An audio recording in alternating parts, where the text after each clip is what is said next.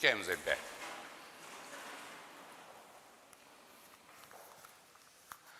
Eis na cruz por nós pregado, de pecados carregado, o unigênito de Deus. Que a graça de nosso Senhor e Salvador Jesus Cristo, o amor de Deus Pai e a companhia de Deus Espírito Santo estejam com todos nós, agora e sempre. Amém. A mensagem no nosso culto de hoje, sexta-feira da Paixão, terá como tema, já divulgado durante a semana, a cruz era necessária. E o versículo em destaque é de João 18:11, onde lê-se o seguinte: mas Jesus disse a Pedro, guarde a sua espada. Por acaso você pensa que eu não vou beber o cálice de sofrimento que o Pai me deu? Que Deus abençoe esta mensagem na vida de nós todos. Amém. Podem sentar.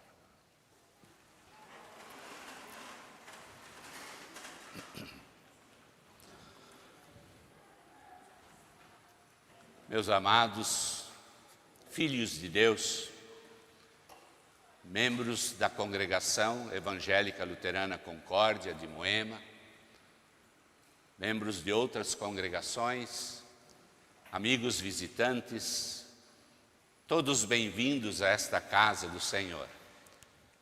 Também cumprimentamos aqueles que nos acompanham nas nossas transmissões pelas redes sociais, tanto os de perto quanto aqueles de longe, tanto os do Brasil, aqui do Brasil quanto do estrangeiro. Saudamos a todos também em nome do Cordeiro de Deus, que tira o pecado do mundo. Queridos irmãos e irmãs, guarde a sua espada. Pedro, guarde a sua espada. É uma voz suave de Jesus, mas ao mesmo tempo decidida, e que se faz ouvir naquela noite da quinta-feira. O Salvador está com seus discípulos na escuridão do jardim do Getsêmani. Mandados pelos chefes dos sacerdotes e pelos fariseus, Judas Iscariotes vai até este jardim com um grupo de soldados e alguns guardas do templo. Estavam armados, levavam lanternas e tochas, dispostos a prender Jesus, o Nazareno, que ao entender das autoridades religiosas da época, estava causando muita confusão e perturbação. E por outro lado, o acusavam também de blasfêmia, porque Jesus se dizia Filho de Deus. Jesus não foge, nem se esconde. E mesmo sabendo de tudo aquilo que iria acontecer com ele, Jesus pergunta: quem é que vocês estão procurando? Eles responderam: Jesus, o Nazareno. Então Jesus dá um passo adiante e diz: sou eu, Jesus de Nazareno. Inexplicavelmente, nesse momento, os soldados caem no chão, o que mostra que Jesus está senhor de toda e qualquer situação ali. Jesus até poderia ter desaparecido.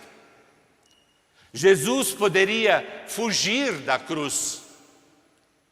Jesus poderia escapar da morte. Porém, o propósito do Salvador não era isso. Por isso ele adianta-se mais uma vez e diz: eu já afirmei que sou eu. Se é a mim que vocês procuram, então deixe que estes meus companheiros sigam em paz. E meus ouvintes, é nesse momento que entra em cena o imprevisível Simão Pedro. Sacando da sua espada que trazia, ele vai em defesa de seu mestre. Luta para livrar Jesus da morte com uma espada. Entretanto, o máximo que ele conseguiu com esta espada foi decepar a orelha do empregado do sumo sacerdote. Pois logo ele ouviu a voz firme e decidida de Jesus dizendo: Pedro, guarde a sua espada. Por acaso você pensa que eu não vou beber o cálice do sofrimento que o meu Pai me deu?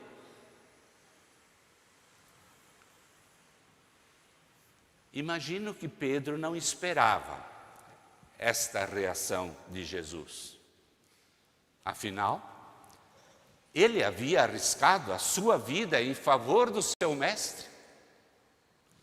Inclusive, foi o único que tomou uma atitude de defesa. E agora Jesus o reprova. Por que será que o Senhor repreendeu o seu gesto heróico? O que Jesus está querendo fazer? Aonde Ele quer chegar? O próprio Salvador esclarece: ó Pedro, você acha que eu não vou beber o cálice de sofrimento que o meu Pai me deu?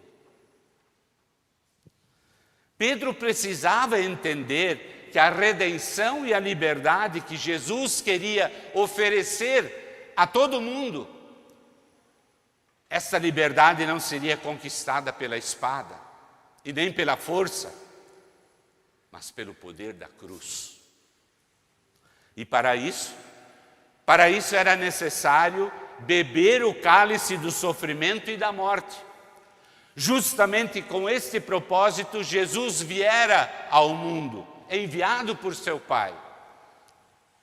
E sem essa atitude em favor de toda a humanidade, não haveria uma nova vida e também não haveria uma salvação eterna. E por que não? Meus ouvintes, é que desde que Adão e Eva desobedeceram a Deus lá no jardim do Éden e pecaram gravemente, todas as pessoas, por natureza, nascem espiritualmente mortas e encontram-se afastadas da comunhão de Deus. Aquela desobediência de Adão e Eva, ao transgredirem o claro mandamento divino, não foi um erro simplório. Com esse pecado, rompeu-se aquela íntima e perfeita comunhão com Deus. O mal entrou na vida humana. O mal tomou conta de todo o ser humano e a morte passou a reinar. Eis o que a Bíblia nos diz em Romanos 5,12: o pecado entrou no mundo por meio de um só homem, e o seu pecado trouxe consigo a morte. Como resultado, a morte se espalhou por toda a raça humana, porque todos pecaram. E morte aqui, essa palavra, não se refere somente à morte física, à morte do nosso corpo, mas significa também a eterna separação do aconchego de nosso Deus.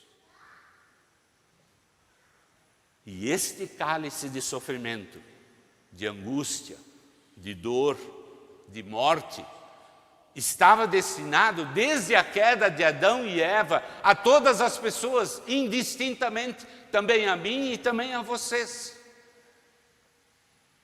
Todavia, o próprio Filho de Deus, ele se adiantou E voluntariamente ele se ofereceu para beber o cálice do sofrimento e da morte em lugar de cada um de nós. E assim ele livrou as pessoas daquele cálice amargo do castigo divino e do sofrimento eterno no inferno. Ele tornou-se igual a nós na morte para que nós pudéssemos olhar para ele e recebermos vida, vida em abundância. Por isso Pedro devia guardar a sua espada. Pedro não estava ajudando nada, mantendo ela em punho.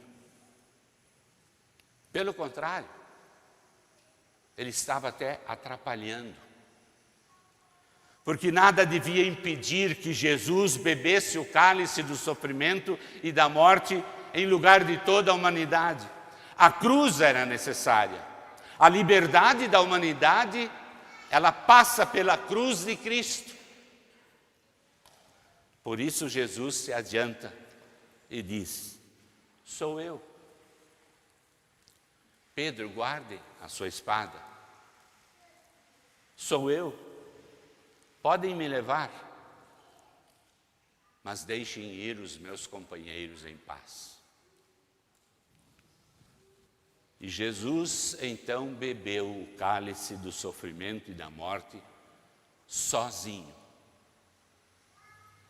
Na sexta-feira, lá na cruz, no alto do Calvário, em meio às trevas, terremotos e outras manifestações da natureza, ele fez ouvir a sua voz num grito dizendo: meu Deus, por que me abandonaste?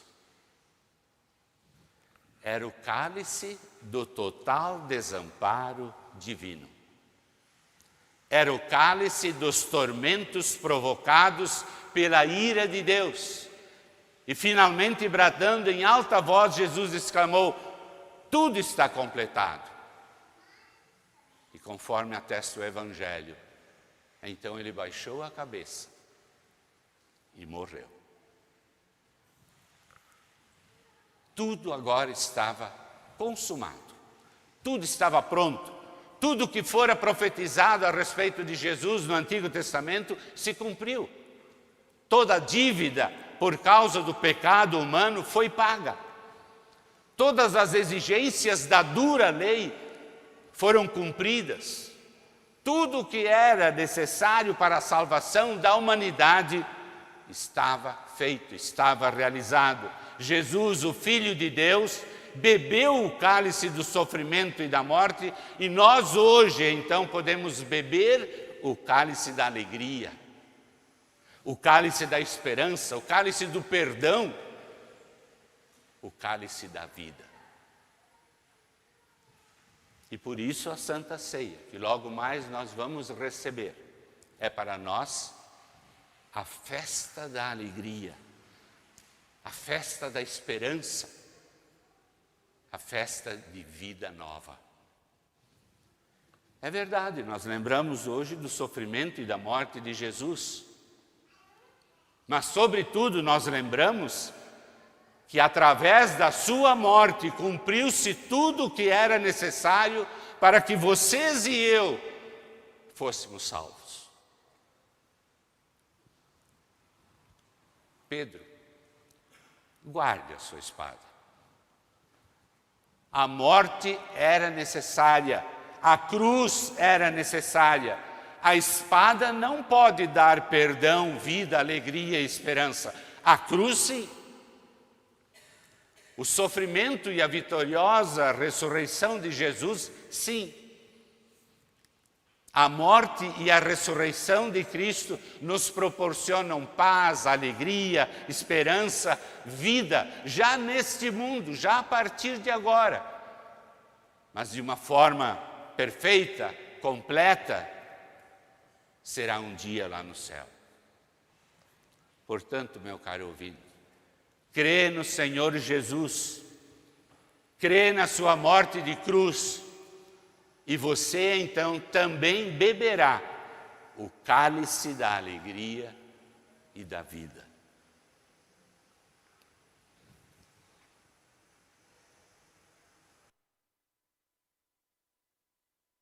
Infelizmente, ainda hoje, muitos se distanciam desta cruz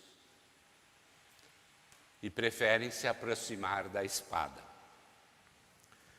Distanciam-se do amor de Deus, desprezam a cruz de Jesus e buscam resolver os problemas de sua vida por conta própria.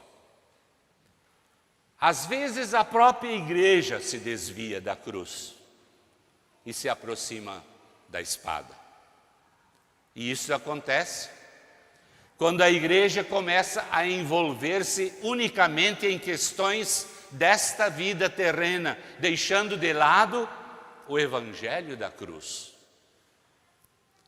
Isso acontece quando alguma igreja proclama apenas a prosperidade terrena e não aponta para o pecado e para a cruz. É a cruz que nos mostra o nosso pecado e a nossa indignidade.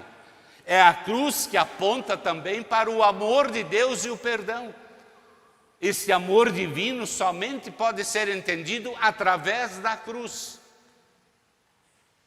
E a igreja se afasta desta cruz e se aproxima da espada quando ela se volta apenas para os problemas terrenos e físicos das pessoas, deixando de lado a fonte do eterno amor de Deus, desta água da vida preciosa. No reino de Cristo não há lugar para a espada. O reino de Deus não se constrói com armas ou com prisões. A igreja de Cristo não é movida pela força e capacidades humanas apenas. A força da igreja está na cruz de Cristo. Na cruz de Cristo começa o trabalho de toda a igreja. O nosso cultuar, o nosso louvar, o nosso servir, adorar, proclamar, testemunhar, começam na cruz e na ressurreição de Jesus. Pois sem a cruz de Jesus e sem a sua morte e ressurreição, nós não teríamos esperança alguma. Por isso Pedro deve guardar a sua espada. Por isso, filhos de Deus, guardem a espada. Confiem na cruz de Cristo, creiam no sofrimento e morte de Jesus em favor de toda a humanidade. Não se deixem iludir por mensagens de prosperidade, não se deixem iludir por mensagens e promessas de libertação terrena apenas. Confiem na mensagem da cruz, porque o caminho que leva à vida verdadeira e eterna passa pela cruz.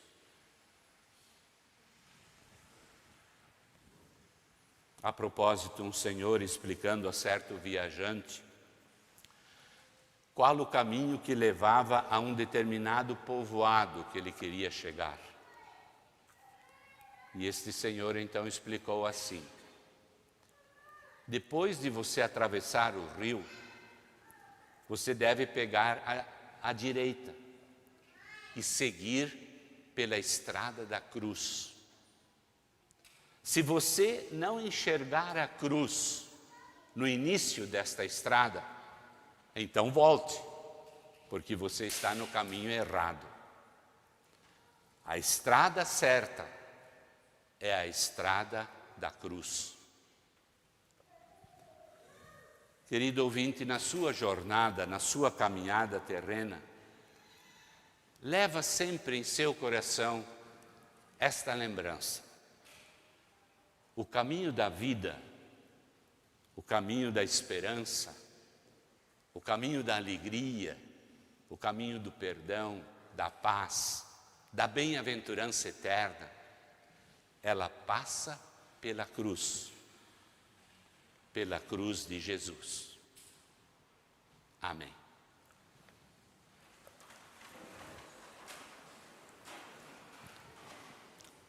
Cristo, tu nos resgataste, com teu sangue nos compraste. Nós somos teus, ó bom Senhor. Que a paz de Deus, que excede todo humano entendimento, guarde os nossos corações e mentes em Cristo Jesus para a vida eterna.